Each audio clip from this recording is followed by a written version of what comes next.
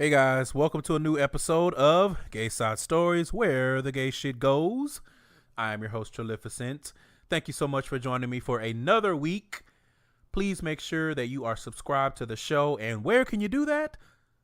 Several places. Spotify, Apple Podcasts, iHeartRadio, SoundCloud, your favorite podcast apps such as Overcast, or you can listen to the show over at GaysideStories.com/shows. Hashtags.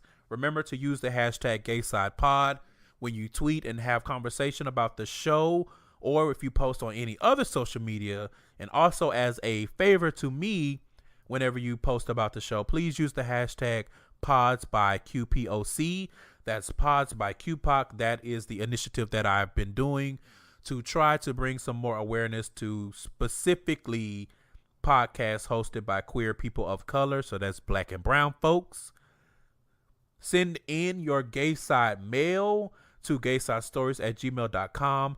And again, that can be anything. It can be letters. It can be compliments. If you have show topic ideas, stories, if you have host stories, if you have stories about your dealings on the apps, anything like that, send that stuff in. And that's pretty much it. So now let's start the show. Hey guys, I'm here with Allie of the Brown Sugar Iced Tea podcast. Allie, welcome to the show and thank you for joining me. Thank you for having me. I'm honored.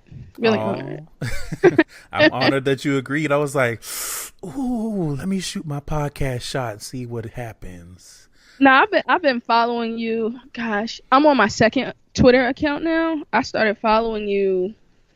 I can't remember when it was. But I want to say, like, this was back when you were, like, Coon Loaf or whatever, and you, started, like, giving, you know what I mean, like, giving your testimony or whatever, and that's when I guess you gained a bigger audience. And I was like, wow. Yeah.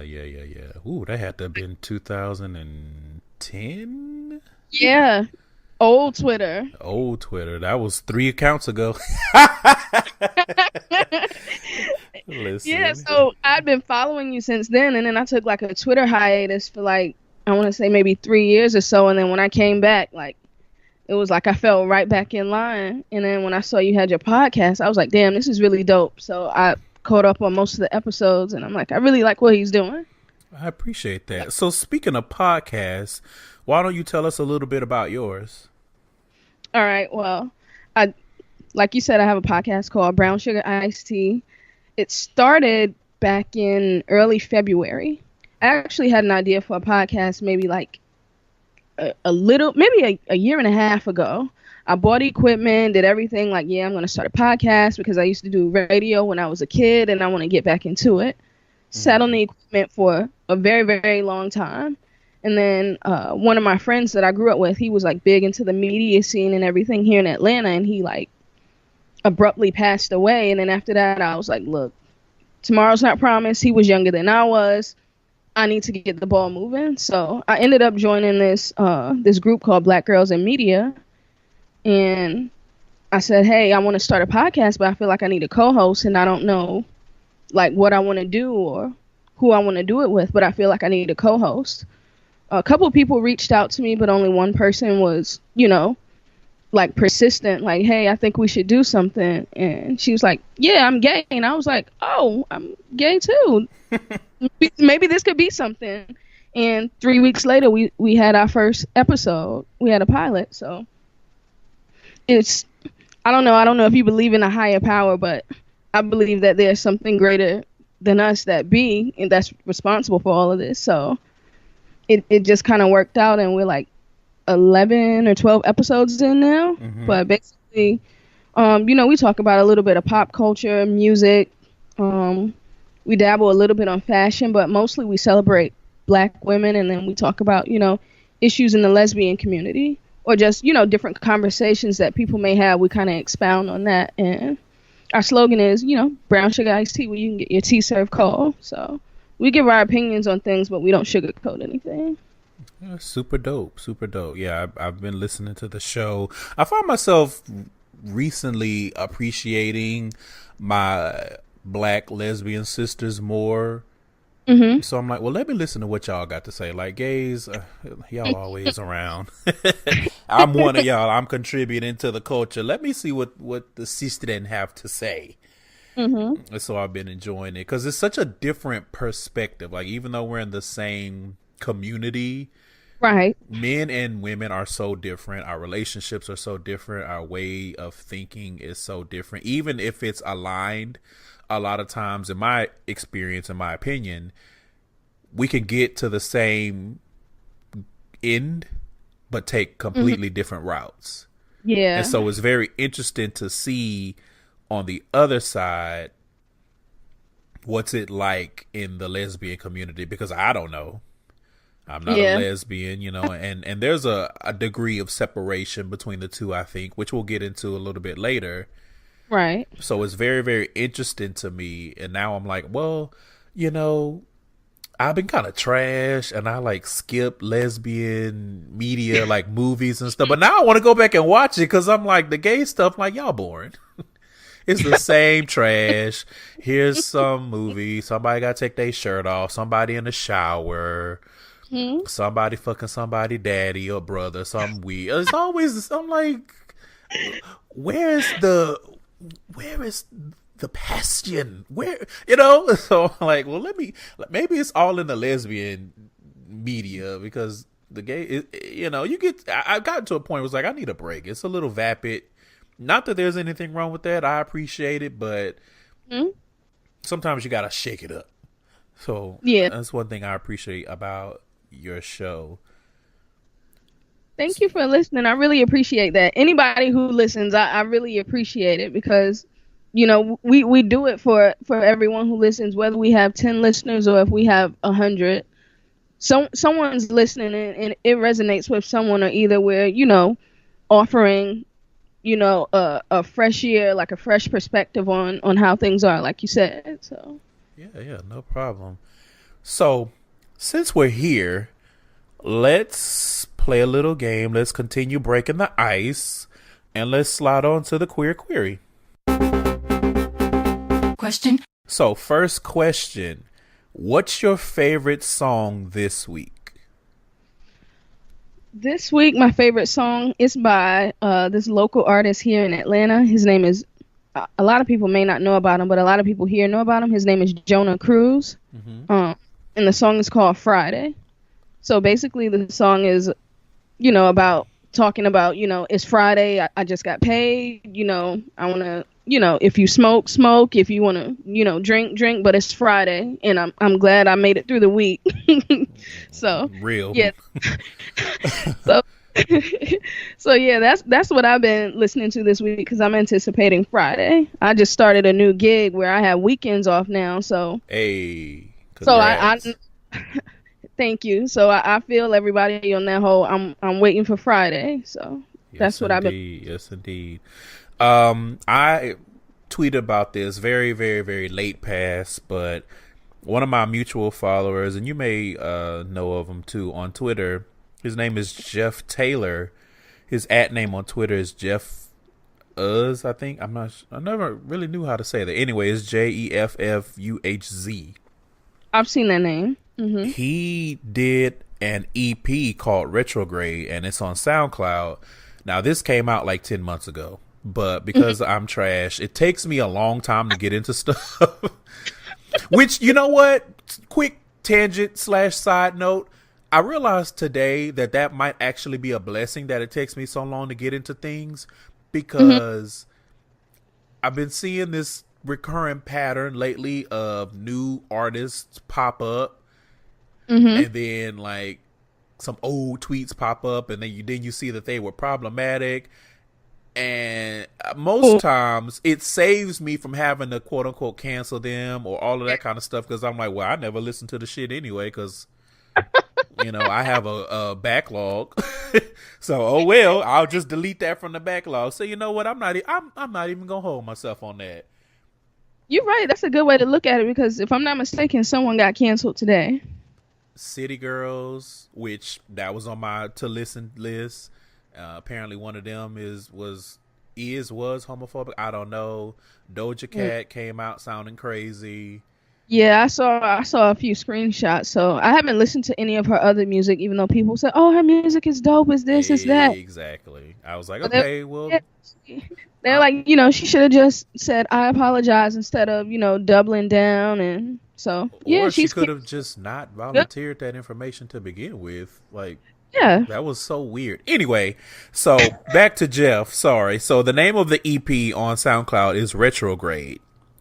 And he Mhm. has a song on there called Can You Imagine, which is just really. I mean, I could be putting words into his mouth, but the lyrics of the song, it kind of makes you feel like it's a dedication to the community, because it's Mhm. kind of like, can you imagine basically a world where it's not crappy to be gay or trans? Like, Ooh. he kind of goes through these scenarios, and it's like, can you imagine? And Mhm. anyway, it's a dope song. I'm going to link that EP in the show notes, so if you guys are interested in checking out Jeff's EP, it'll be right there. Click on that, go to SoundCloud, give him some spins, tell him I sent you, and enjoy. Yeah, I'm gonna have to check that out. Yeah, it was pretty dope. I was like, okay, come on. He has another song on there with like the most amazing bridge that I've like lyrically. That I was like, oh, so I was in the grocery store listening to it, and let me Mm. tell you, the words were so powerful. It felt like my knees got weak. I was leaning up on the basket, like, wait a minute. Like, you're not gonna come for my proverbial wig like this. I don't have the time. I'm trying to get me some groceries. I'm over here with the almond milk about to fall all in the bin because you done struck a nerve. They're gonna have a clean up on the aisle. Listen, and they gonna have a time with my big ass. So. Okay, next question, and it's actually going to be rapid fire. So I'm gonna say a word, and you say the first thing that comes to mind without taking time to think about it. Okay. All right, ready? Yep. Sleep. Deprivation. Oh, girl. Okay. Okay. Horizon. Sun. Chat. Girls. Smile. Mine. Ratchet. Girls. Okay, for staying on brand. I'm here for it. It's all about the girls, girls, girls. Yes. All right, last question. You ready? Yep. What's one of your podcasting goals? I don't know. I guess one of my podcasting goals, and this is a really, really big goal, is to be able to talk with Lena Waithe and pick her brain. Oh, that would be dope. I really love the work that she's doing and that she's, been doing over the years.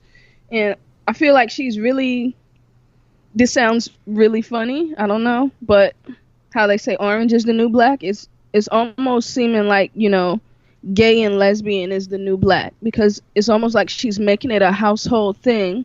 Like, it's okay. Like how she said in one of her speeches before, like, come out wherever you are. Like, it's okay. It's safe. You can do that. And she's, giving other people the courage to, come out and live their lives as opposed to, being in the closet. And yeah, I just really want to pick her brain to see like where all her ideas came from and, kind of some of the plans that she has for the future and where she'd like to, go with her brand and all of that. So yeah, that's my biggest goals, to be able to lean away. Yeah. Come on, high class interview. Celebrity interviews. I'm here for it. All right. Well, that wraps up that. Hopefully you guys got a little bit of a better idea of what kind of woman Allie is. Mm-hmm. So let's get into the main topic.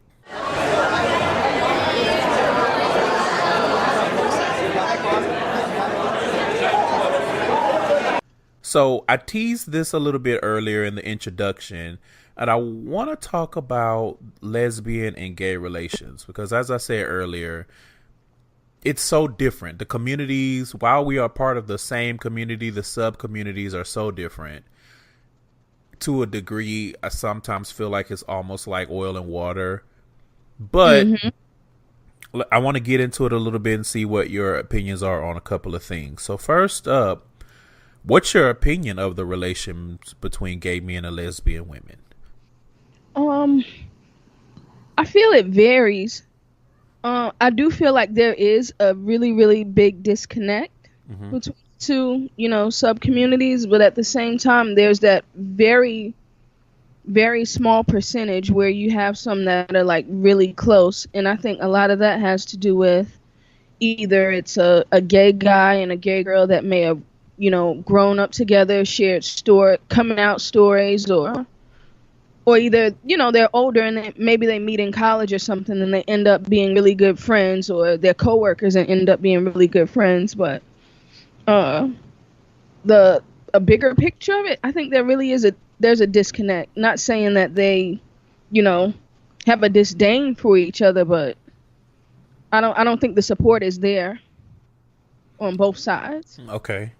I would agree with that. I think also, and this could be pocketed, it may not be a large scale issue, but I feel like sometimes gays have a weird way of looking at lesbians, especially studs. Yeah. And I think it runs a little bit deeper than the jokes where it's like, oh, that would be my studs, man, and I could see myself getting with her, and that can be my sir. Like, it's surface level jokes, but I think that there is something deeper rooted there. And it's almost like just because the woman is a lesbian and she presents masculine, you don't really respect her agency as still being a woman. Right. And it's like, oh, well, that's easy to convert. And it's like, well, I've heard about a gay man and a stud being together. And it's just like, have you? Like, is that real? Is that like a one-off? Is that... Surely that's not something that you see often. Right. I also feel like sometimes, and this could go both ways. I think it depends on the scenario and the geographic location, like who's around you. But I feel like sometimes gay men kind of collect a lesbian woman or maybe a lesbian couple, kind of the way we accuse black women or women of collecting gay men as like little accessories. Right. Yeah. But I think that goes the other way too, because I think that sometimes lesbian can kind of do the same thing with gay men, but I think it's more difficult the other way because women are a lot less accepting of foolishness. You know what I mean? And I could be making this up, I don't know, but I just feel like the things that I've seen and the conversations that I've seen and even the portrayals in media, if it's lesbians kind of adopting a gay man, it's like, get your life together. We'll help you. We'll support you. We'll be your aunts or whatever the case may be, however you want to frame that. But you're not going to come over here with that foolishness. Right.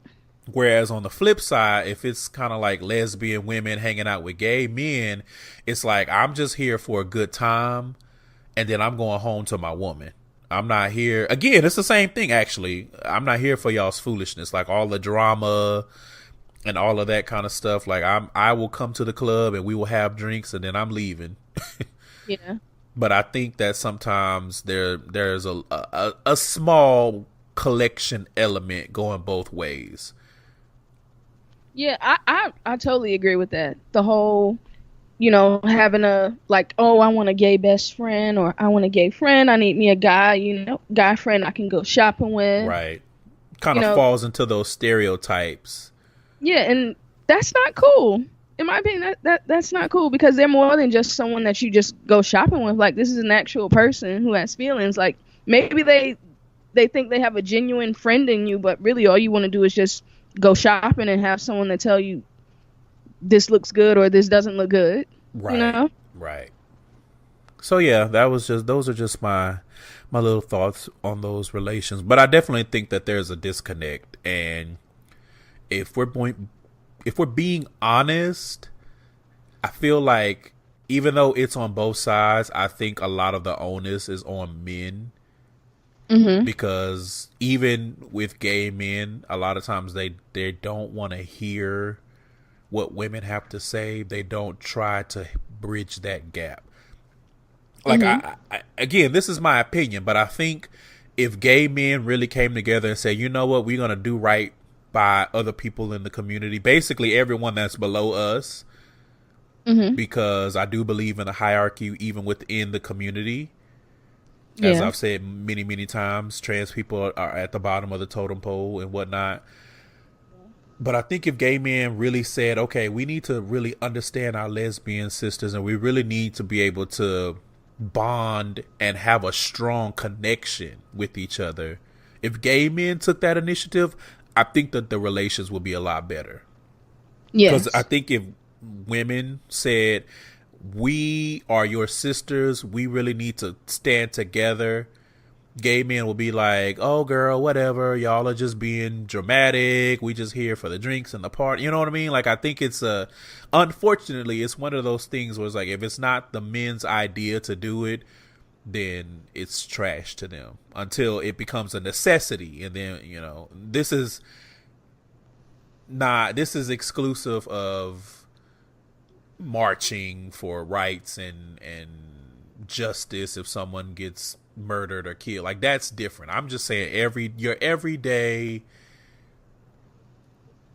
male, female, gay, lesbian relation, because it's like, even with the separation within the community, which I believe is necessary to a degree, because I can imagine as lesbian women, y'all don't always want to be around men. Yeah. And we know men don't always want to be around women. So I think it's important for us to have our own establishments, but I don't think it's very easy or common for us to come together. Like, when you think about Black Pride events, you don't see that many lesbian women in the mix. At least I don't. Or maybe they just are good at dodging the cameras. I don't know. But year after year, when I see those events, I'm like, I see a whole lot of men, but I don't see that many lesbian women. And then you think about, and because I'm not plugged into your community, I don't know about if you have your own kind of, I know there's one in Miami, I think it's called Sizzle, and that's where all of the kind of Black or maybe lesbians of color go. And that's like one of the few times where I see like a pride event with a sea of women. Everything else is men. But we'll get into that a little bit, actually, right now. So, in my opinion, I feel like gay men, and I've said this before, they tend to be the focus of conversations about LGBT plus activism and representation and inclusion. Do you agree or disagree, and why or why not? Honestly, I do agree to a certain extent. To a certain extent, I do agree, because anytime you see anything about LGBTQ rights, who's speaking? Men. Yeah. Who's always in the forefront? Men. They're always the ones who you know, they're out on the front lines the most. Not saying that women aren't there, but the men have a larger turnout. And I mean, naturally, it's just been that way for years. You know, even back when the whole, you know, HIV and AIDS epidemic started, there were men on the front lines because they were affected the most. So they were the ones, I feel like, who were fighting the most over the years. So it's just kind of a thing that just keeps going. Women are fighting too, but there are more men fighting for rights because they've had to deal with it for so long. So it's not that the women don't. It's just not a lot of us. Because I feel like to a certain extent, women being gay, it's accepted more than men. Because most of the time when people think about, oh, a gay male, the first thing they think about is, oh, I don't want him near me, or they might do something to my kid, or, oh, they might be sick. You know, stupid shit like that. Versus a woman, if a woman says that she's gay, the first thing that comes to some people's mind is they take it, you know, sexually. Right. That's the very first thing that they do. Yeah. So I think a lot of times because of that, they aren't able to get their voice out there because not a lot of them want to deal with all of that. So yeah, I agree with that. And I think the reason why I say that, and I don't think it's the first time I've said this even on this podcast, but I feel that way because you look at the landscape, and again, most times when there's something going on, the men are center. Now, there are women out there writing articles and doing things like that, but usually they're using Twitter as an example. The retweets are less, the likes are less, there's less people sharing it and talking about it, versus when it's a gay man, usually a white one, or even sometimes a white woman, because the race aspect is a factor. It's a huge explosion, and you look at it like, okay, but these people of color, these women of color, these lesbian women are saying the same thing, but their voices are not quite as amplified. Right. And I think another example of that, and because you brought her up and it fits, you look at Lena Waithe and all the things that she's doing, and everyone's looking like, oh my God, look at this amazing black super lesbian, and she done cut off her dreads and she's walking in her truth. But then you sit back and you really think about it, it's like, how many black lesbian women are doing that? Thank you. Or let me rephrase, how many black lesbian women are doing that and being recognized for it? Because I can't think of that many examples. No. You know, who's in Hollywood doing amazing things like Lena Waithe? The only name I could come up with off the top of my head was Wanda Sykes. Yeah, and then another thing, Wanda Sykes, she's non-gender conforming, so I can't even say that. Well, I didn't know that. No, I'm just saying, like, you know, Lena Waithe, she presents herself as some may say, like, a stud or whatever. So, I mean, maybe I worded that wrong, but, you know, Wanda Sykes, she carries herself more with the feminine touch, I guess. So, and then she has a white wife, so she's more accepted, I guess, as opposed to Lena Waithe, where she's, you know, some people may call it radical. Like you said, she cut her hair off. She dresses boyish, so it's almost like she's the Lone Ranger. She's the only one out there. She's doing it, so the spotlight is on her. But I feel like she's getting more respect. Yeah, I agree, and I think Wanda Sykes kind of paved the path, or started to, and so now Lena is able to fly on that path and be a trailblazer in her own right and push the boundaries of that. But I do think proximity plays a big role, because Wanda Sykes, like you said, Wanda Sykes, I feel like she kind of built herself up, but when it came to actually being out, it was like, okay, but I'm next to whiteness because my wife is white, which, whatever, love who you love. You got your a little skinny white woman, do your thing. But then you think about Lena Waithe, and it's like her meteoric rise, the tracking of it, where is that coming from? And from my knowledge, her proximity was to a man, actually. It was from when people really found out about her talent from that episode of Masters of None, I believe, the Thanksgiving episode. Yes. But you look at who was she around when that started happening. When she really started taking off, who was she surrounded by? And it was a man. You know, that people hold or held. I don't know if they still hold him in the same regard. I mean, because of his allegations, but then, you know, it doesn't really take much for men to have that stuff happen and come back, but that's a whole different show. But just looking at that, even still, it was like, you don't often see a lesbian woman coming up and just dominating without some type of proximity. And that's nothing against, you know, lesbian women. That's really any of us. Like, even for gay men to really come up, you got to have some type of proximity. It's just, my point is, you see it a lot more for men than you do for women, especially for women of color. Okay, so let's dig a little bit deeper into lesbian culture and maybe teach some gay men some things that we may not know. So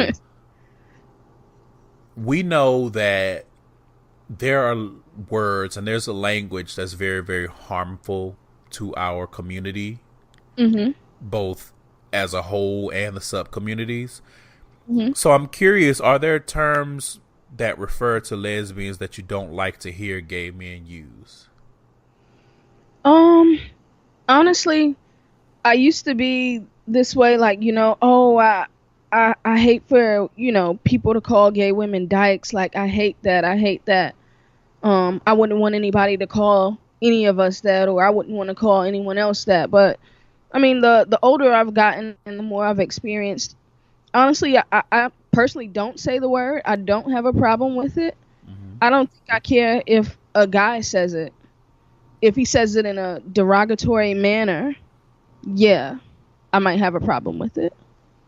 But other than that, I'm okay with it. I know some gay guys, they're like, oh, fish, this and that, but it I don't know, it doesn't bother me. Okay. It doesn't bother me. Yeah. Any other words like bull dagger and all that kind of stuff? Which, if that's offensive to you, I apologize. I'm just trying to facilitate the conversation. No, it's not. No, it doesn't. Honestly, it does not bother me. People have opinions. They, come up with different names for whatever. It doesn't bother me. I don't take it personal. I don't. Don't take it personal. All right. Anyway. Vocals. That's interesting.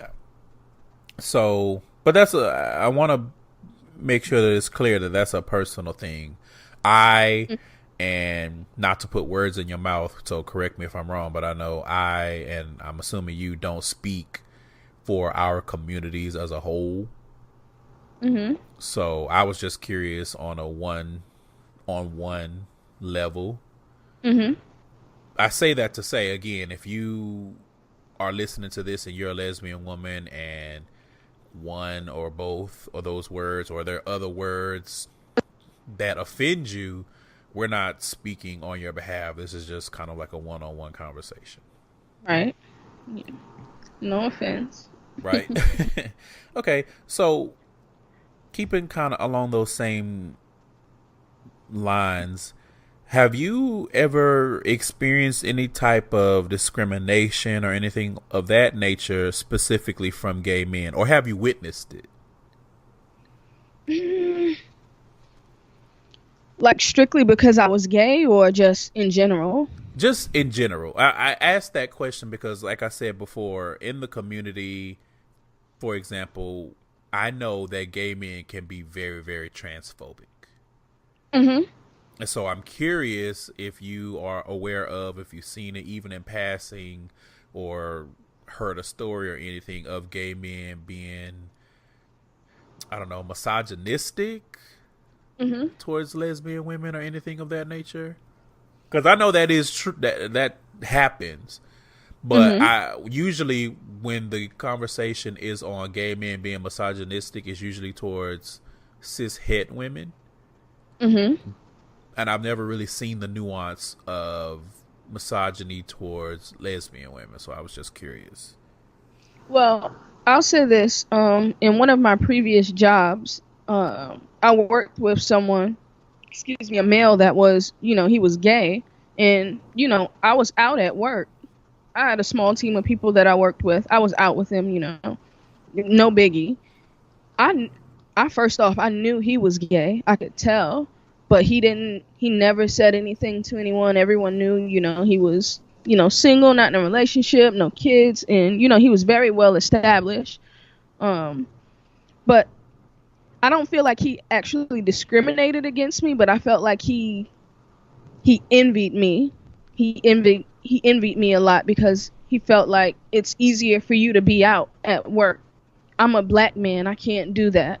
I'm a leader. I can't do that. So because of that, I felt like sometimes he did treat me different, or, he wouldn't, build me up as much as I felt like he could have for some of the things that I've, done for the company. So I don't know if you can look at it as discrimination or just being envious. I mean, it's both. Yeah. If you feel like he flat out was not giving you your just praise because he was envious of your ability to be proud in your identity, that's absolutely discrimination to me. Yeah. That's kind of textbook, really. Yeah, so I did deal with that for a while, and I didn't understand it. And even as time went on, it was kind of a thing like where he tried to confide in me, like, oh, yeah, this day I came out to my family and I told them I was gay, and I was like, oh, that's good for you. It's okay for you to be that way in the workplace. You don't have to not present yourself in a certain way just because you're a male and you're a leader. If you're gay, that's who you are. You don't necessarily have to hide that. I mean, right. It doesn't make you any less of a good leader just because you're gay. Right. Although, I mean, again, we know how that stuff can go. So I get the fear, but it doesn't make it right for him to treat you a certain type of way because of what he was dealing with. Yeah. That's really, really interesting, huh? And it's funny that you mentioned that because I think we can all agree that men in general trying to hide a part of themselves, whatever it may be, it doesn't necessarily have to be sexuality. Mm-hmm. And being envious of other people living free, that envy, that jealousy, it can manifest itself in some very interesting, and by interesting I mean toxic ways, as example by what you just told us about your personal experience. It's just that's an interesting emotion and an interesting frame of mind that I can't live freely, so I'ma shit on you because you can. Because nobody should deserve to live free if I can't live free. I feel like men in general, I mean, and this is probably societal conditioning, they put so much pressure on themselves. And I know people, family and all that stuff put a lot of pressure on men too, but men put a lot of pressure on each other and themselves.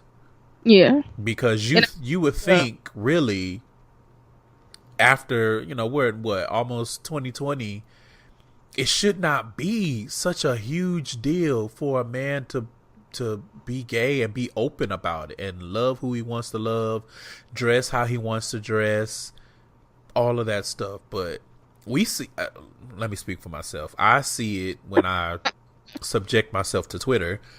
I see it on the timeline every day, and it manifests itself. Guys are tweeting stuff and they think it's funny, and it's like you can just peel back the surface layer and be like, bruh, you are upset. You are very envious of these people because they're living freely and you're not. And it doesn't necessarily mean that you are gay, but there's something that you are stamping down in your being that's making you react and be hateful towards other people because you can't express that openly. And I think another thing it has to do with is being a black man, not just a man, but being absolutely.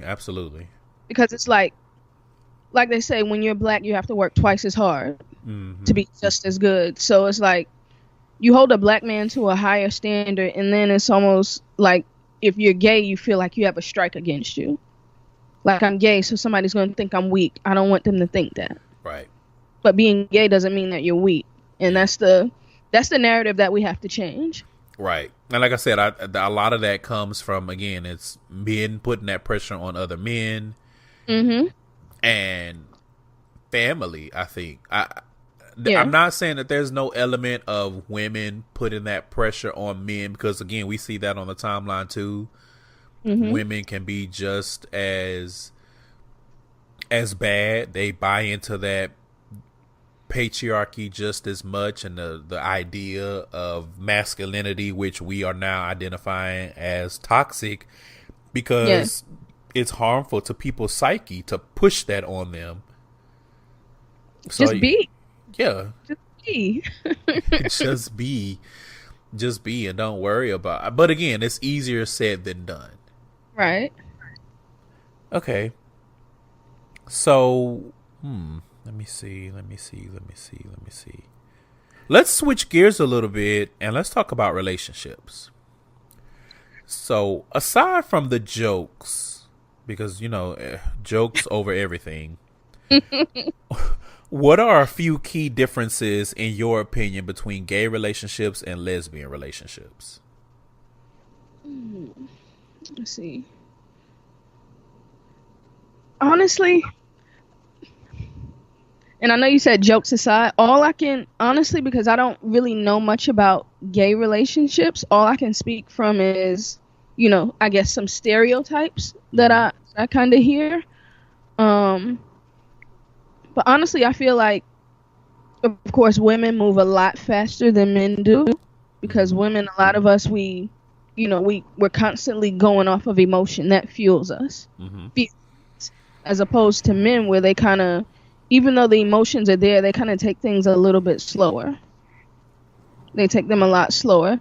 Not saying that they get to know one, better than the other. But yeah, I can see that. Women move fast. They learn a lot about each other. Like, we're on the second date, but look, let's start off with my most traumatic experience ever. Oh my goodness. Not saying all relationships are like that, but sometimes it's like that. Like, they want to lay all the cards out. Like, let me know, like, what are we doing? Like, I don't want to be your friend for, 6 months. I don't want to do that. Yeah. What are we doing? Are we going to be in a relationship? Or God forbid a holiday rolls around within the next few months. Like, when am I going to meet the family? As opposed to, a gay relationship. I don't know. I guess they take things a lot slower. They take it slower. Yeah. So I have a couple of thoughts on that. And this is not a drag session for my fellow gay men, but we have to be honest, because that's the only way we can grow. And so it's interesting that you said you use that example of starting with your most traumatic event at date 2.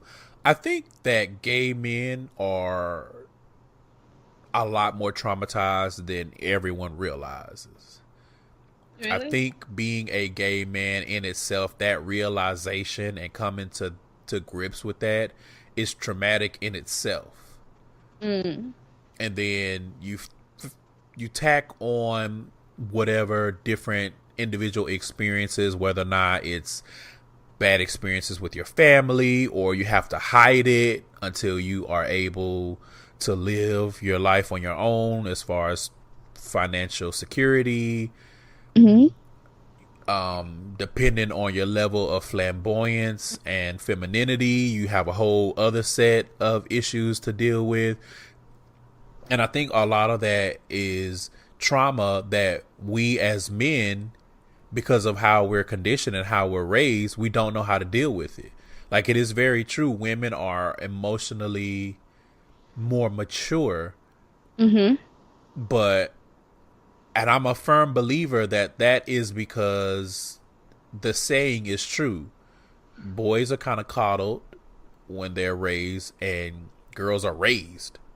Yeah. You know what I mean? So it's like, as a woman, by the time you hit full adulthood, for the most part, on average, I would say women are already emotionally developed. So for lesbian women, it's a lot easier for y'all to make those connections, because not only are you emotionally mature and you're dealing with your issues in some way, you expect that of the next woman, and she expects that of you. So it's like two Lego pieces fitting together. Now, I'm not saying that, relationships are perfect with lesbians, because we know y'all are volatile and all that type of stuff. But there are a lot more instances where you can see women are like, I date for a connection and not for anything else. The rest of it will fall into place if we have that strong bond. Right. Whereas with men, because we're so emotionally stunted for so long, it's harder to make those connections and bridge those gaps, number one. Number two, we're not taught to adequately deal with our sexual urges as youth, because sex is kind of a still a taboo topic when you're raising children. So it's like a lot of like for me myself, and I may be an anomaly, but I never really had a sex talk with my parents. Like, but our relationship was a hot mess anyway. So I mean, I'm the same way, so I get it. We couldn't get there because we had a lot of other issues. But I don't ever hear of examples of someone, whether it's a parent or not, sitting young men down and saying, look, you do not need to navigate life with what you got between your legs. Yeah. Don't let that guide you in all your decisions. Ooh, this is a word. Number three, I feel like because there's a lot of repressing of our urges for so long, that there's a lot of want to just experience as much as possible. Yeah. And I think men inherently, and I don't really know where it comes from, but I think men inherently have this idea of the grass is always greener on the other side and I'm missing out on something. Yeah. So it's like, I don't want to be in a relationship, not anything serious on average, again, because we all know gay couples that have, or we've seen it on TV at least, that have been together for a long time since their youth and stuff like that. But on average, when you see the conversations about how gays act on these apps, that's where it's like there's always something better. There's always a finer man, a more handsome guy, a guy with more money, or whatever the case may be. Like, men are always feeling like they're missing out. So you cannot make a real connection with someone if that's what you want to do, if you're always in the back of your mind thinking and looking for the next come up, if that makes sense. No, it does. It makes sense. My final thought, I mean, I could probably go on and on and on. Go ahead. I'm going to wrap it up with this final thought. I think that it's difficult for gay men to make those connections because they're always chasing youth. And so in a lot of instances, there's not enough space in your world to chase love and youth. You kind of have to do one or the other. If they come naturally, fine. But a lot of times I've seen like gays are obsessed with youth and staying young, and it's not until they hit those milestone ages that they're like, oh, this is not that bad. I was looking crazy as hell at 27 thinking my world was going to end at 30, and now I'm 30 and it's the fuck lit. You know what I mean? And then with older guys, it's always a perpetual. Just like with men, it's inherent that they feel like the grass is greener on the other side. I think when they get older, it's like the grass is greener over there where it's seeds. It ain't even grass yet. And so that pursuit, it makes it hard to bridge, or let me rephrase. That pursuit makes it hard to establish those connections because, again, your mind is so clouded with things that don't have anything to do with the person sitting across from you or that you're getting to know, that it's almost impossible. And I feel like that's why it takes, if you find someone that you like and that likes you and y'all kind of have some type of spark, I feel like sometimes that's why it takes so long for gay men, because you got to wade through all of that murkiness to get to the real. All of that trauma, all of the weird goals that we have as far as trying to preserve our youth, and it's just a lot. that gay men, some of it is put on us, but a lot of it we put on ourselves for whatever reason. I think there's just a lot of factors that go into why gay relationships are so much more difficult and complex than lesbian relationships, because y'all, on average, again, not all, but some, on average, y'all do the work on your own, or you're more willing to help someone that you meet do that work. See, I like your perspective on this, because most lesbians, they look at it from my perspective like, oh, lesbian women, they move fast. They move fast, as opposed to your way of thinking like, oh, we're more emotionally mature. So we make decisions, like very earnestly, like we stand our ground and we know exactly what we want, what we're going to do, what we're going to put up with. And, there are the few one-offs where, you go back and forth and where you make a bad decision, but at least you still made the decision. Even if the relationship is volatile, it doesn't work out, whatever the case may be, on average, I feel like lesbian women are just better equipped to make those snap decisions and be like, look, I don't have a lot of time to play. Like, is we trying to have kids? Are we trying to have a family, trying to build a life together? Whereas men are like, they don't deal with a lot of the trauma and they feel like, I'm going to be young forever, so I have time. Let me have fun.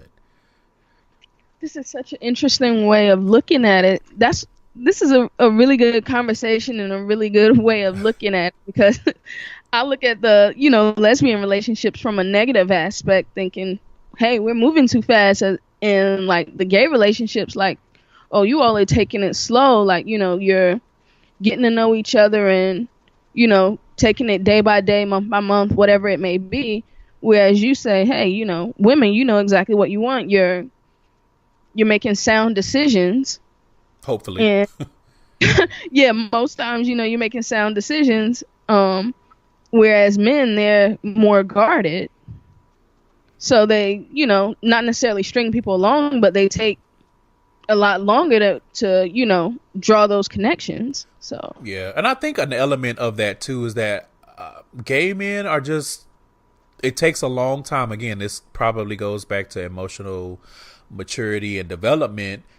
Yeah, they take a long time to finally sit down and be honest with themselves about what they want versus what they need versus what works for them. Because you can poll gay men and they'll be like, my man gotta be this tall and this muscular with a dick this long and an ass this fat and da da da da da da da da.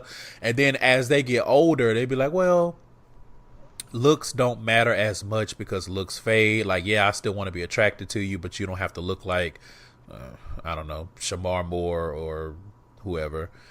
Yeah. And then you get a little older and it's like, okay, dick size doesn't really matter. Like, I've learned enough over the years that I can make some concessions on that. And then, you know what I mean? It's like over time, gay men just start peeling back those layers of what is it that I really want? What's going to make me happy inside and out, and not just what's going to put up the front of happiness. Like I said, it's very, very deep. And I don't want to make it seem like I'm reading gay men. These are just my observations. I could be totally off, and if I am, feel free to let me know. But I'm the type of person that really sits back and observes and really kind of analyzes what it is that I see. And I've been doing that a lot over the past few years as far as gay men are concerned. And that's, again, part of the reason why I started this show. So I'm just sharing my opinions, I guess. Yes. So last question, and we may have hit a lot of it because I just had a lot of words. What do you think gay men can learn from lesbians?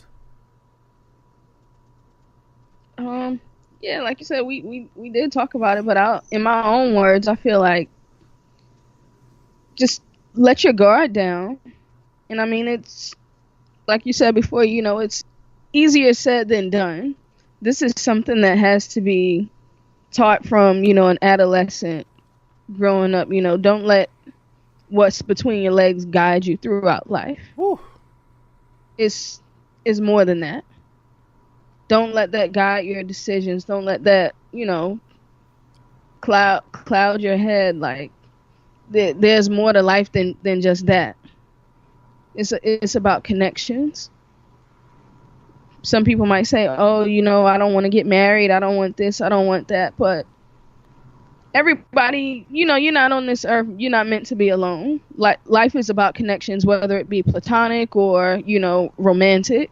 It's all about connection. So I feel like men, they could learn from women, not saying that you necessarily have to, you know, move fast, or how I perceive it, move fast, but, you know, let your guard down, peel back those layers, you know. Mm-hmm. Get to know people. Get to know them. Right. Don't always think that, you know, the grass is greener. Most of the time it's not. You know? Or if it is, it's not going to stay green very long. Okay. It might be artificial. Yeah. I would say, to condense it and not to rehash the stuff that I already said, I would say gay men can probably learn a lot about stability from lesbian women. How to build that firm foundation, whether it's in relationship, whether it's with self, whether it's sexually, whether it's with family, workplace. I feel like, because at the end of the day, women, or let me rephrase, at the end of the day, lesbians are still women, and women are, as we said earlier, conditioned so differently that there's just an inherent strength, number one, in just you being a woman, but number two, in the way that you are conditioned by society and by family and whatnot. There's a lot more strength there from the beginning, or from the early stages, whereas a lot of times gay men have to find that strength somewhere along the journey. Mm-hmm. And again, that goes back to what I was saying about the trauma and everything. Like, you get that strength from going through those traumatic experiences, versus women are like, I'm strong. I've been strong since I was a little girl, because that was how I was raised. Right. And so by the time you become a grown woman, again, you're a lot more stable. Yeah. Mentally and emotionally, spiritually. Not saying that men aren't strong, but like I said, a lot of times we have to discover that. We have to go through some shit. Yeah, a lot of times that happens a lot later in life. Right. Like, you know what? I'll use myself as an example. Like, growing up, I was meek. I was not very talkative. I was not sure of myself, especially around family. Now, when I went to school, it was a little different because, you know, I crack jokes and stuff like that. I make people laugh, but I was never like a real popular guy.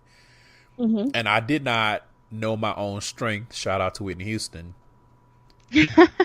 And it wasn't until I went through the trauma that I did with my parents that I discovered that strength. And even then, like, I had the strength at the time, but I didn't know what it was. To me, I was just surviving. Mm-hmm. And it wasn't until I looked back on it years later in therapy, and it was actually my therapist at the time that pointed out, like, you have to understand that you went through something that was very, very traumatic. Mm-hmm. And you are stronger and better because of it. And I said, oh, okay, well, shit, I did that, didn't I? You know? Whereas with women, it's like, you know, I've been strong. Hell, too strong to the point where I take on too much and I need help. So I think that's one of those fundamental differences. But I definitely think gay men can learn a lot about stability from our lesbian sisters. Mm-hmm. So any parting thoughts before we wrap this up? Just to add on a little bit to what you just said. I know I'm about to go off on a tangent, but but how you said, you know, women are conditioned that way from when they're young, like, to be strong. and, kind of like that nurturing person to when they, get older. So it's easier for them emotionally most of the time to like make connections and stuff. I feel like, it's a gift and a curse, because from a young age you're always taught to be so strong and, stand on your own too. You don't need anything, and for so long you do that to the point to where you get older, and it's like sometimes you have that moment where like you're depressed, or you're going through anxiety, like am I really strong enough to take on all of this? Like, you start to second guess yourself, even though you still have that strength within you, because that's how you were raised. So sometimes I feel like, even though it's a good thing to be brought up that way, sometimes it kind of comes back and it hits you, and you have to go down, and then you have that moment to where you elevate again. So yeah, I agree. Like I said, sometimes that conditioning can kind of backfire. And I also think just because women's station in life is so much different than men's, that strength from necessity, it burns you out. Yeah. But that's different than discovering strength because of experiences. Like, not to say that doesn't happen with women too, but women, especially black women, in my experience, a lot of times have more of a fuck it, I'll do it myself, or I gotta do what I gotta do because ain't nobody gonna do for me mentality. Yeah. Whereas men just, we survive until we finally get to a point where we start to learn and do better. And if we're gonna be honest, a lot of times that doesn't happen with men. Hell, because I think we've all, speaking to my gays out there, I think we've all come across a nigga in his 40s or his 50s, and it's like, you still on this fuckboy shit? You ain't learned nothing? Just saying. I just had to put that out there.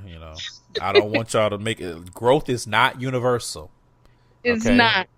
It's not. It is not universal. It's a pattern, but it's not universal. Every person that you come across, every woman you come across is not going to be like that. There's trash women out there. There's women that are emotionally stunted and whatnot. A word. Just like there's men out there that had experiences where they had to have that strength that you would usually expect from a woman. Personal experiences do matter, but, we're talking about average trends, and it's like, So, so this was a really, really good conversation, and I feel like we both went a lot deeper than we were expecting to go, and to me that was dope. Yes. So I want to thank you again for agreeing to be on the show and bringing your thoughts and all of that good stuff. Thank you for having me. I'm honored that you even asked. Listen, I was like, I need more women on the show. And I'm like, where are all the women that I follow? And then I was like, well, but I need like women in the community. And then I was like, I think it was one day your podcast popped up in my app, and I was like, duh, you got people right there with your dumb ass. You're so stupid. So tell people where they can find you and your show. All right, you can find me. My personal page on Instagram is I'm Allie Al. The show's page is BSIC Pod. That's our name across all platforms. That's Instagram, Facebook, as well as Twitter. You can find us there. And my co-host, her name is Jazz. You can find her on Instagram as well at Jasmine1307. Yeah. So. Okay. All of that will be in the show notes, and Brown Sugar Iced Tea is a part of the Pods by QPOC directory. So if you go to podsbyqpoc.com and put in Brown Sugar Iced Tea, that entry will pop up, and all of that information will be there as well. Allie, again, thank you so much. Thank you. Thank you so much for having me.